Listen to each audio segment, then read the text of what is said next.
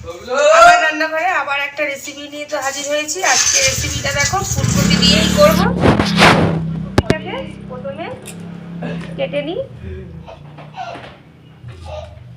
দু টুকরো করে নেবো এরকম পুরো ফুলকপিটাকে।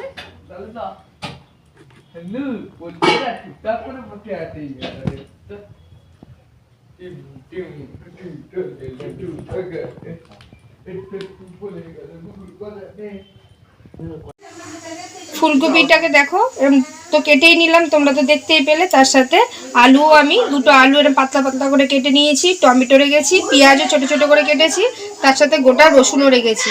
হ্যালো ফ্রেন্ডস, আমি তনুশ্রী। আমার রান্নাঘরে প্রতিদিনের মতন আবার একটা রেসিপি নিয়ে হাজির হয়ে গেছি। রেসিপিটা দেখার জন্য সবাইকে জানাই স্বাগত।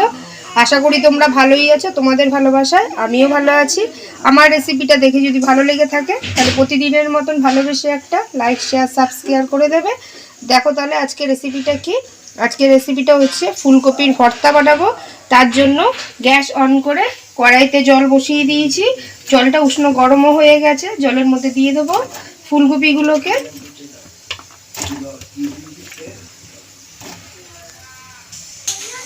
তার সাথে দিয়ে দেবো আলুগুলো।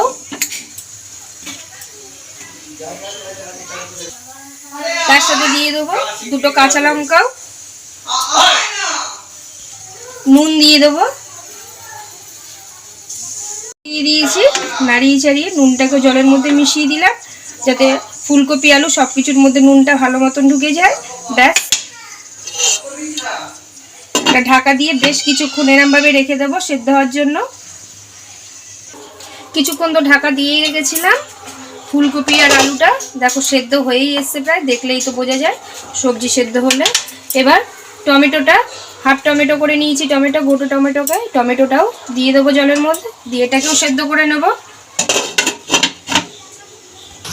বেশ কিছুক্ষণ হয়ে গেছে, ঢাকাটা খুলে দেবো। দেখো জলটা একদম শুকিয়ে গেছে, একদম ফুলকপিতে যাতে জল না থাকে একদম এতে দিয়ে কড়াইতে এরমভাবেই আর একটু সময় এরমভাবে করে নেব, শুকিয়ে নেবো জলটা যেটুখানিও আছে।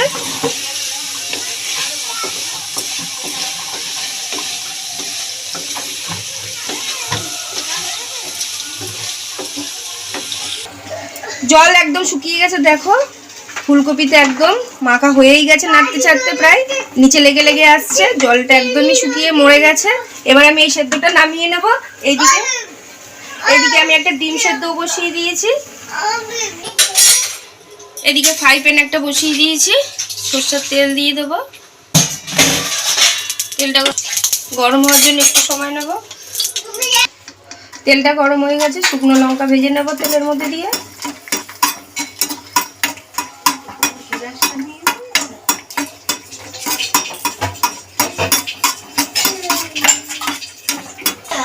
লঙ্কা ভাজা হয়ে গেছে, লঙ্কাটাকেও তুলে দিলাম।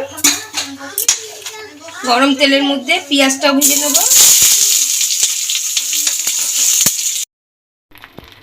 পেঁয়াজ ভাজা হয়েছে, পেঁয়াজের সাথে আমি রসুন ছাড়ানো ছিল গোটা গোটা রসুনটাও দিয়ে দিয়েছি, নেড়ে ছেড়ে ভেজে নেবো একসাথে করে। রসুন আর পেঁয়াজটা ভাজা হয়ে গেছে, এবার আমি তুলে নেব।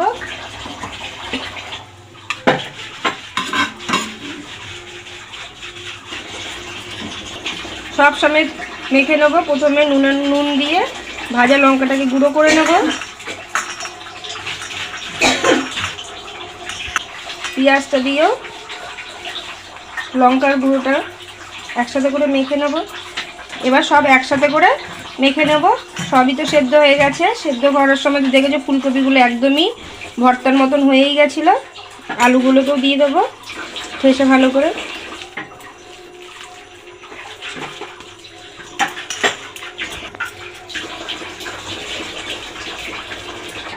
আমি আলাদা করে তেল দেবো না, পেঁয়াজের মধ্যেই তেল ছিল, ওই তেলেই মেখে নিলাম।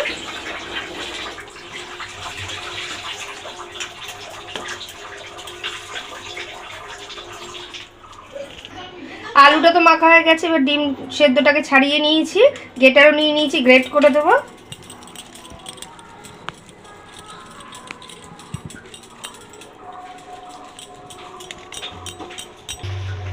এবার ডিমটা সমেত আর একবার মেখে নেব। শীতের সবজি ফুলকপি একদিনকার করে খেয়ে দেখতে পারো, আশা করি খুবই ভালো লাগবে। এবারে আমি একটু ধনেপাতাও দিয়ে দেবো।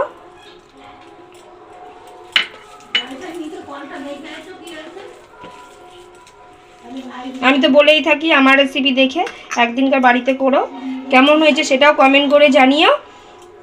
আর ভালো ভালো যাতে তোমাদের কাছে রান্নার ভিডিওটা নিয়ে আসতে পারি তারও একটা সুযোগ করে দিও। ভালো থাকবে, সুস্থ থাকবে। Thank you.